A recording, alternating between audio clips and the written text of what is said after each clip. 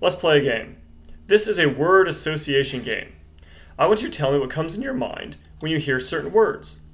Not necessarily what you know should come into your mind, but what just naturally pops into your head when you hear a word like fundamentalism or fundamentalist. For many people, if you just ask someone on the street about these words, they would imagine something probably negative. They might imagine some old-fashioned backwards hicks. They might imagine a legalistic moralizer who thinks that the worst possible sin is smoking in a theater. Others might imagine abusive, aggressive militants. Or perhaps something even worse. To many people, a fundamentalist is a violent extremist who will crush anyone who disagrees with him. In this episode, I want to get past all the stereotypes and caricatures and examine what a fundamentalist actually is.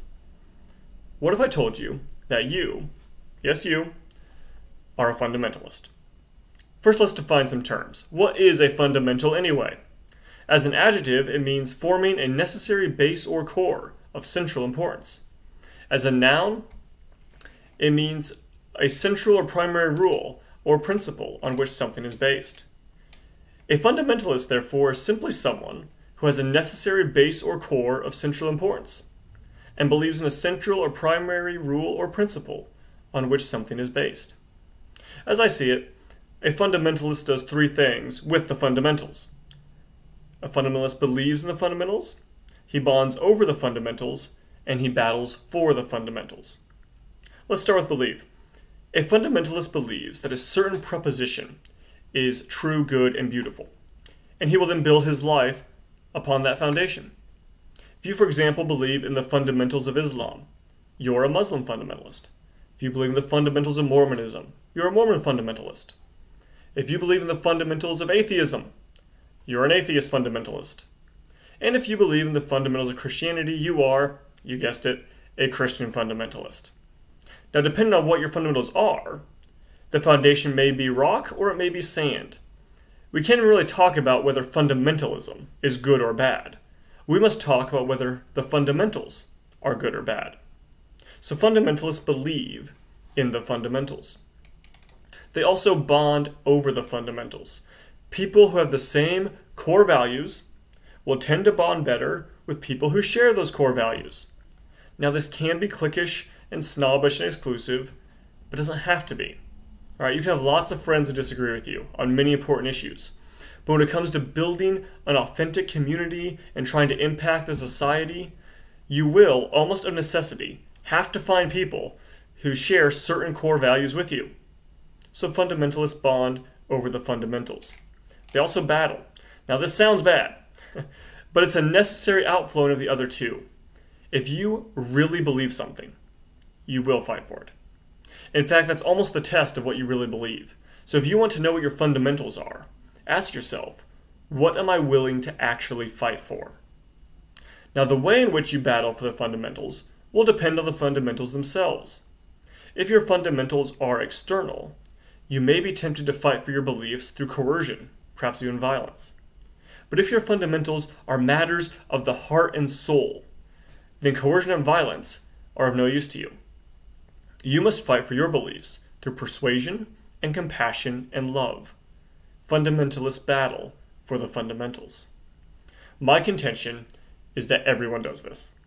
Everyone has certain core values upon which they build their lives. I think it's worth noting that those core values may not be the same as the core values of the religion you claim to be a part of. You can have a professing Christian who is really a postmodern fundamentalist. And there can be nominal Muslims who are in fact secular fundamentalists. But they're still fundamentalists. They're just not fundamentalists of the religion they claim to adhere to. Everyone also tends to bond with others who share these fundamentals, especially if they're trying to put these fundamentals to practice in the real world. You will almost of necessity have to unite with others who share these fundamentals. And everyone will, in some way, shape, or form, battle for their fundamental beliefs. This may be as simple as flying a rainbow flag or having a certain bumper sticker. It may be very militant or it may be more subtle. But one way or the other, you will defend and promote what you really believe. So everyone is a fundamentalist. It's not whether you are a fundamentalist. It's what kind of fundamentalist you are. In the upcoming videos, I'm going to map out a vision for the kind of fundamentalism that I think is worth defending and promoting. So be sure to subscribe. You won't want to miss where this is going. But for now, let's just say that I am a Christian fundamentalist. I believe in the Christian fundamentals, and we do a whole series on what those are. But for now, let's just say the Christian fundamentals are the gospel and those core doctrines that uphold the gospel. I also bond over the Christian fundamentals. All right, I have many friends who are non-Christians, and I think you should too. I'm part of a church that really encourages us to love and befriend non-Christians, even if they never become Christians. But my tightest community are those who share the same faith, practice, and affections as I do. Okay, call me radical, but I believe you could only have Christian fellowship with Christians, and therefore I bond over the Christian fundamentals. I also battle for the Christian fundamentals. Okay, and this doesn't mean you have to be a jerk. I believe in a jovial, whimsical, chivalrous contention for the faith, in which we conquer the world through love, grace, compassion, and joy. In the videos to come, I'm going to unpackage this more and deal with different issues related to both historic fundamentalism and fundamentalism as an idea.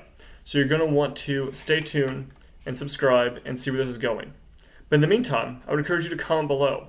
What has been your perception of fundamentalism? And what do you think your fundamentals actually are?